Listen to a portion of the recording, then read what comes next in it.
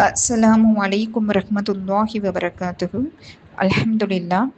அல்லாஹ்வுடைய மிக பெரும் கிருபையால ஒரு புனிதமான மாதத்துல நம்ம எல்லாருமே இருக்கோம்.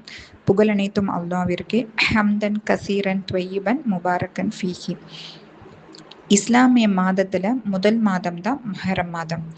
எப்படி இங்கிலீஷ் மந்த் ஜான், ஃபிப், மார்ச் அப்படின்னு சொல்லியிருக்கோம்.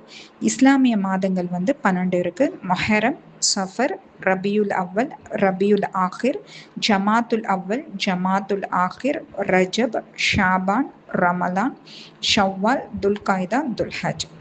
மொஹரம் மாதத்துல தான் நம்ம இருக்கோம். இந்த மொஹரம் மாதத்துல பல நபிமார்களுடைய வாழ்க்கையில அதிசயங்கள், அற்புதங்கள், பல வரலாற்று நிகழ்வுகள் நடந்திருக்கு. ஸோ வரலாற்று சிறப்புமிக்க இந்த மாதத்தினுடைய எல்லா கயிறு பறக்கத்துகளையும் அல்லாஹ் நம் அனைவருக்கும் தந்தருள் புரிவானாக. ஆமீன். இந்த மொஹரம் மாதத்தினுடைய சிறப்புகள் என்னென்ன, இந்த மாதத்துல நம்ம செய்ய வேண்டிய அமல்கள் என்ன அப்படின்னு சொல்லிட்டு இன்ஷா அல்லாஹ் நம்ம பார்க்கலாம். குர்ஆன்ல அல்லாஹ் இப்படி சொல்றான், வானங்களையும் பூமியையும் படைச்ச நாளிலிருந்தே அல்லாஹ்வுடைய புத்தகத்துல மாதத்தினுடைய எண்ணிக்கை 12. அதுல 4 மாதங்கள் புனிதமானவை அப்படின்னு சொல்லிட்டு குர்ஆன்ல அல்லாஹ் சொல்லி காமிக்கிறான். நபி ஹதீஸ்ல நம்மளுக்கு சொல்லி கொடுக்குறாங்க. அந்த 4 மாதங்கள் என்னென்ன அப்படின்னா துல்காய்தா, துல்ஹஜ், மொஹரம், ரஜப். அதுல இந்த மொஹரத்தை பத்தி சொல்லும்போது சாதாரணமா இந்த மொஹரம் மாதம் புனிதமானவை அப்படின்னு சொல்லாம ஷஹருல்லா மொஹரம், அல்லாஹ்வுடைய மாதம் மொஹரம் அப்படின்னு சொல்லிட்டு நபி ஸல்லல்லாஹு அலைஹி வஸல்லம் அவங்க சொல்றாங்க. அப்போ இந்த மொஹரம் அப்படிங்கிறது யாருடைய மாதமா இருக்குமா? அல்லாஹ்வுடைய மாதமா இருக்கு. அல்லாஹ் கண்ணியப்படுத்தின மாதமாக இருக்கு. ஸோ இந்த மாதத்துல நல்ல அமல்களை செஞ்சு அல்லாஹ்வுடைய ரஹ்மத்தை பெற்றுக்கொள்றதுக்கு நம்ம எல்லாருமே என்ன பண்ணணும் அப்படின்னு சொல்லி பார்த்தா முயற்சி செய்யணும். உலமாக்கள் சொல்லுவாங்க 3 பத்துக்கள் சிறப்புடையது. ரமலானுடைய கடைசி 10 நாட்களுக்கு எப்படி சிறப்பு இருக்கோ, துல்ஹஜ் மாதத்தினுடைய முதல் 10 நாட்கள் எப்படி கண்ணியமான நாட்களோ, அதே மாதிரி மொஹரம் மாதத்தினுடைய முதல் 10 நாட்கள் சிறப்புடைய நாட்களாக இருக்கு.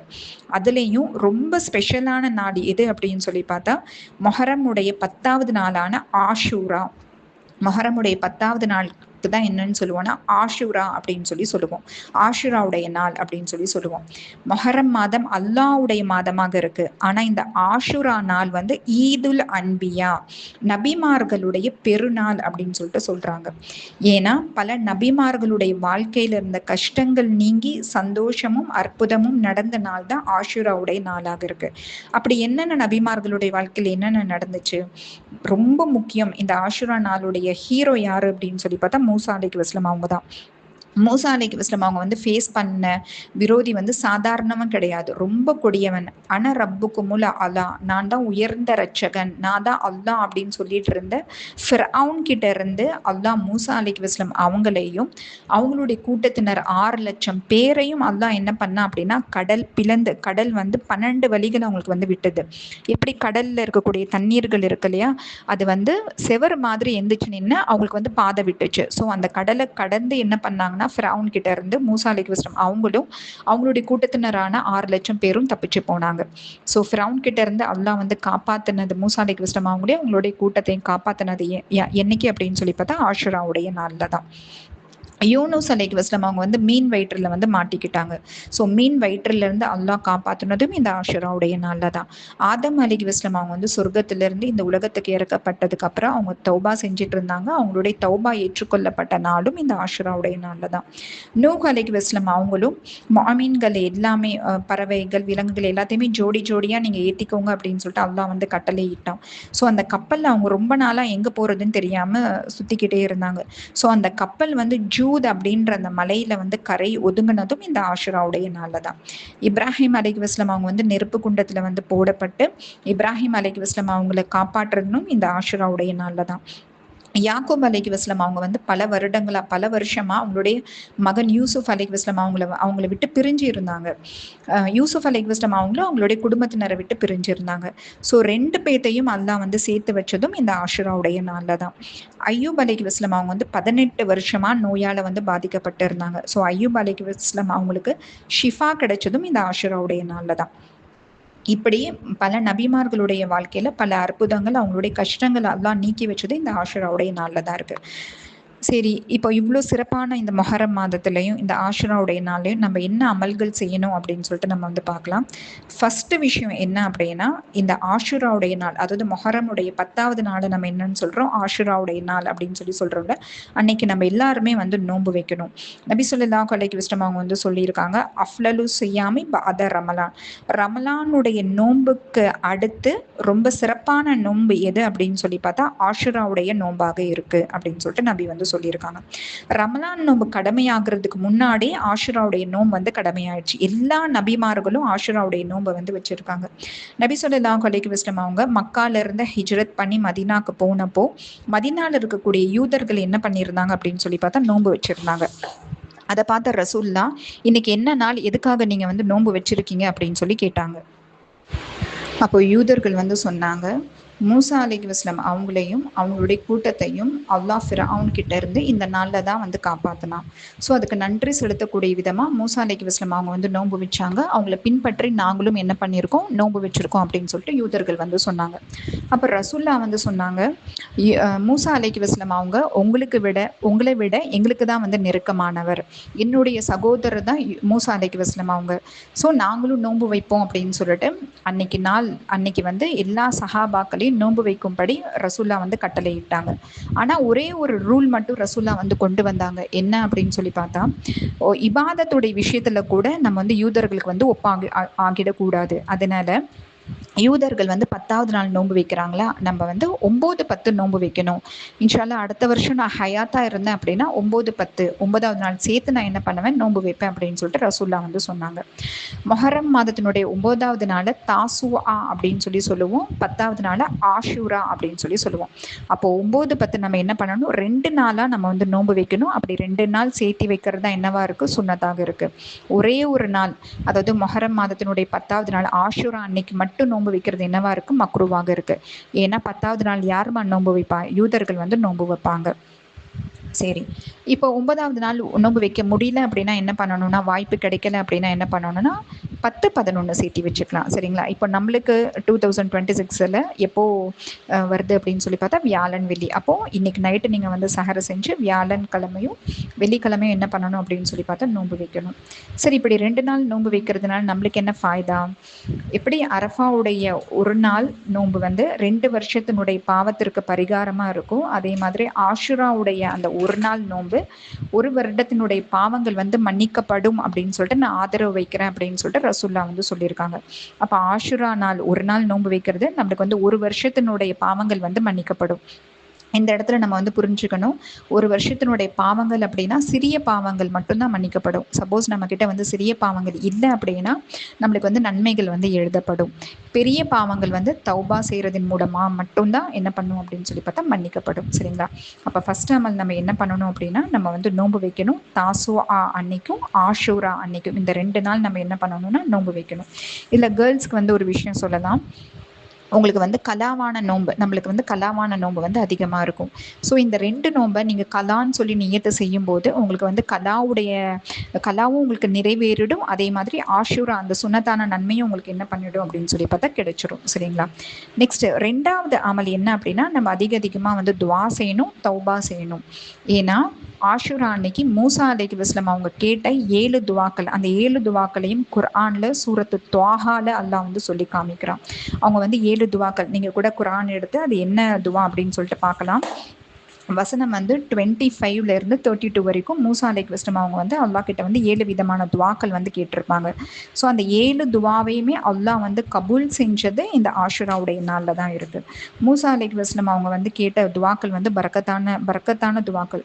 ஸோ நாமும் நம்மளுடைய வாழ்க்கையில் காரியங்கள் வந்து ரொம்ப லேசாகிறதுக்கும், அதே மாதிரி நம்மளுடைய பேச்சாற்றல் வந்து சிறக்கிறதுக்கும் நம்ம என்ன பண்ணலாம்னா அந்த துவாக்களை வந்து நம்ம வந்து ஓதி வரலாம். சரிங்களா? அப்போ அதிகமாக நம்ம வந்து துவால வந்து ஈடுபடணும். 2வது விஷயம் தௌபா. ஏன்னா ஆதம் அலைஹிஸ்ஸலாம் அவங்க செஞ்ச தௌபாவை அல்லாஹ் ஏற்றுக்கொண்டது இந்த ஆஷுராவுடைய நாளில் தான். அப்போ நம்மளும் நம்மளுடைய வாழ்க்கையில் நடந்த பாவங்களுக்காக அல்லாஹ் கிட்ட வந்து தௌபா இந்த நாளில் வந்து செய்யலாம். சரிங்களா? அப்போ 2வது அமல் அதிகமாக என்ன பண்ணணும் அப்படின்னு சொல்லி பார்த்தா துவால ஈடுபடணும். நெக்ஸ்ட் வந்து அதிகமாக அல்லாஹ் கிட்ட வந்து நம்ம வந்து தௌபா செய்யக்கூடியவர்களாக இருக்கும். 3வது அமல் வந்து ரொம்ப முக்கியமான அமல் என்ன அப்படின்னு சொல்லி பார்த்தா, ஆஷுரா அன்னைக்கு யார் தன்னுடைய முழு குடும்பத்திற்கும் விசாலமாக வந்து செலவு செய்கிறாங்களோ அவங்களுக்கு அந்த வருஷம் ஃபுல்லாக விசாலமாக செலவு செய்கிறதுக்கு அல்லாஹ் வந்து பரக்கத் செய்கிறான்.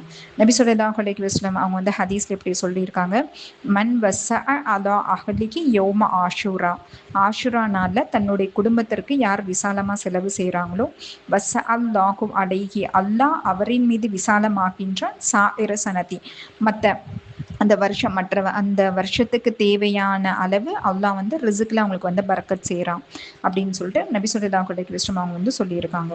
அப்போ ஆஷுரா அன்னைக்கு ஒரு நாளைக்கு உங்களுடைய பேரண்ட்ஸ்க்காக இருக்கட்டும், உங்களுடைய ஹஸ்பண்ட் ஒய்ஃப், அப்புறமேட்டு பேபிஸ், இல்லைனா உங்களுடைய ரிலேஷன், உங்களுடைய ஃப்ரெண்ட்ஸ் அப்படின்னு சொல்லிட்டு நீங்கள் அன்னைக்கு தாராளமாக நீங்கள் உங்களுக்கு செலவு செஞ்சீங்கன்னா அந்த வருஷம் ஃபுல்லாக நீங்கள் தாராளமாக செலவு செய்கிற அளவுக்கு அல்லாஹ் வந்து உங்களுக்கு வந்து பொருளாதார வசதியை வந்து தருவான்.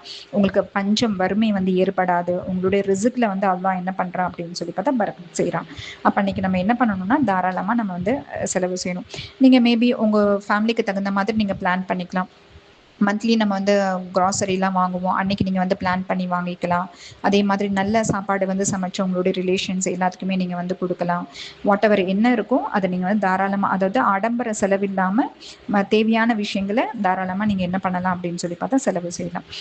நெக்ஸ்ட் விஷயம் என்ன அப்படின்னா, தக்குவா நிறைஞ்சவர்கள் சரிங்களா, நல்ல அடியார்கள், இறைநேசர்கள், அப்புறமேட்டு உலமாக்கள் அவங்கள வந்து சந்திச்சு அவங்கள வந்து அவங்க கூட கொஞ்ச நேரம் நீங்கள் வந்து பேசுறது. ஃபர்ஸ்ட் அமல் வந்து நோன்பு வைக்கிறது, 2வது அமல் வந்து துவா தௌபால வந்து ஈடுபடுறது, 3வது விஷயம் வந்து தாராளமாக நம்ம வந்து செலவு செய்கிறது குடும்பத்தினருக்கு, 4வது விஷயம் வந்து பெரியார்களை சரிங்களா, உலமாக்கள் ஆசிரியர்களாக இருக்கட்டும், மார்க்க அறிஞர்களாக இருக்கட்டும், இல்லைனா இறைநேசர்களாக இருக்கட்டும், இல்லைனா பெரியவங்களாக இருக்கட்டும், ஸோ அவங்கள சந்தித்து அவங்கக்கிட்ட நீங்கள் வந்து பேசுகிறது, இது வந்து 4வது விஷயம். 5வது அமல் என்ன அப்படின்னா, உங்களுடைய குடும்பத்திலேயோ இல்லைனா உங்கள் ரிலேஷன்லேயோ நோயாளி யாராவது இருந்தாங்கன்னா அவங்கள சந்தித்து நீங்கள் என்ன பண்ணணும் அப்படின்னு சொல்லி பார்த்தா நலம் விசாரிக்கணும். நெக்ஸ்ட் 6வது விஷயம், ஆஷுரா அன்னைக்கு குளித்து சுத்தமாக குளித்து சுர்மா போட்டு நகம் வெட்டி நறுமணம் வந்து பூசுவது, இதுவும் வந்து சுன்னத்தாக இருக்குது சரிங்களா. நெக்ஸ்ட்டு நஃபிலான வணக்கங்கள் அதிகமாக நம்ம வந்து ஈடுபடுறது. ஸோ ஆஷுரா அன்னைக்கு இந்த அமல்களை நம்ம எல்லாமே வந்து செஞ்சு அல்லாஹ்வுடைய பொருத்தத்தை பெற்றுக்கொள்றதுக்கு நம்ம வந்து முயற்சி செய்யணும். சரி, ஆஷுரா அப்படிங்கிறது சந்தோஷமான நாளா துக்கமான நாளா? ஏன்னா பல நபிமார்களுடைய வாழ்க்கையில சந்தோஷமான நிகழ்ச்சிகள் நடந்திருந்தாலும் ஒரு துக்க நிகழ்ச்சியும் நடந்திருக்கு. என்ன அப்படின்னு சொல்லி பார்த்தா, நபி ஸல்லல்லாஹு அலைஹி வஸல்லம் அவங்களுடைய பேரப்பிள்ளையான ஹுசைன் ரலியல்லாஹு அன்ஹு அவங்க வந்து வஃபாத் ஆனதும் இந்த ஆஷுராவுடைய நாளில் தான். அவங்க வந்து ஷஹீத் ஆனாங்க சரிங்களா. கர்பலா அப்படின்ற அந்த இடத்துல போர் செஞ்சு அவங்க என்ன ஆயிருக்காங்க அப்படின்னு சொல்லி பார்த்தா ஷஹீத் ஆயிருக்காங்க. அவங்கள வந்து அநியாயமாக ரொம்ப மோசமான நிலையில் அவங்க என்ன பண்ணியிருக்காங்க அப்படின்னு சொல்லி பார்த்தா கொல்லப்பட்டிருக்காங்க. அவங்களுடைய உடம்புல மட்டும் 13 அம்புகள் வந்து எய்தப்பட்டு அவங்க வந்து போர் செஞ்சு ஷஹீத் ஆனாங்க. எதுக்காக அவங்க போர் செஞ்சாங்க அப்படின்னா, நல்ல ஆட்சி அமையணும், அநியாயக்காரவங்க கிட்ட ஆட்சி வந்து போயிடக்கூடாது அப்படின்றதுக்காக அவங்க வந்து போர் செஞ்சுருக்காங்க. அல்லாஹ்வுடைய சாபம் வந்து ஹுசைன் ரலியல்லாஹு அன்ஹு அவங்கள வந்து கொன்றவர்கள் மீது உண்டாகட்டும். ஸோ இது இப்படி ஒரு சோக நிகழ்ச்சியும் நடந்திருக்கு. ஸோ இது சோக நாளா அப்படின்னா, உலமாக்கள் வந்து இது சந்தோஷமான நாளும் கிடையாது, இது சோகமான நாளும் கிடையாது. அல்லாஹ் வந்து கண்ணியப்படுத்தின நாளாக இருக்குது. ஸோ அல்லாஹ் கண்ணியப்படுத்தின நாளில் நம்ம என்ன பண்ணணும் அப்படின்னு சொல்லி பார்த்தா நோன்பு வச்சு நம்ம வந்து நல்ல அமல்கள் செஞ்சு அல்லாஹ்வுடைய பொருத்தத்தை நம்ம வந்து பெற்றுக்கொள்ளணும் அப்படின்னு சொல்லிட்டு நம்மளுக்கு இந்த அமல்கள் எல்லாமே வழி காமிச்சிருக்காங்க. இன்னொரு முக்கியமான விஷயம் என்னென்னா, இந்த ஆஷுரா அப்படின்ற நாள் வந்து நம்மளுக்கு வெள்ளிக்கிழமை வந்து வருது. ஸோ ஆஷுராவுடைய சிறப்பும் துவாக்கள் வந்து அங்கீகரிக்கப்படக்கூடியதாக இருக்குது. அதே மாதிரி வெள்ளிக்கிழமையுடைய சிறப்பும் துவாக்கள் அங்கீகரிக்கப்படக்கூடியதாக இருக்குது. ஸோ 2 சிறப்பான நாள் நம்மளுக்கு வந்து ஒன்றா கிடைக்கிறதுனால அதிகமாக அல்லாஹ் கிட்ட வந்து எல்லாத்துக்காகவும் இந்த உம்மத்துக்காக விசாலமாக நீங்கள் வந்து துவா செய்யுங்க. இன்ஷா அல்லாஹ் ஆஷுராவுடைய ஹைர் பரக்கத்தையும் அதனுடைய சிறப்பையும் அல்லாஹ் வந்து நம் அனைவருக்கும் தந்த அருள் புரிவானாக. அவனுடைய பொருத்தத்தை பெற்ற நல்லடியார்களுடைய கூட்டத்தில் அல்லாஹ் நம் அனைவரையும் ஒன்று சேர்த்து அருள் புரிவானாக. நம்முடைய அனைத்து விதமான ஹலாலான ஹாஜத்துக்களையும் துஆக்களையும் அல்லாஹ் அங்கீகரித்து அருள் புரிவானாக. ஆமீன் ஆமீன் யா ரப்பில் ஆலமீன். அஸ்ஸலாமு அலைக்கும் வரஹ்மத்துல்லாஹி வபரகாத்துஹு.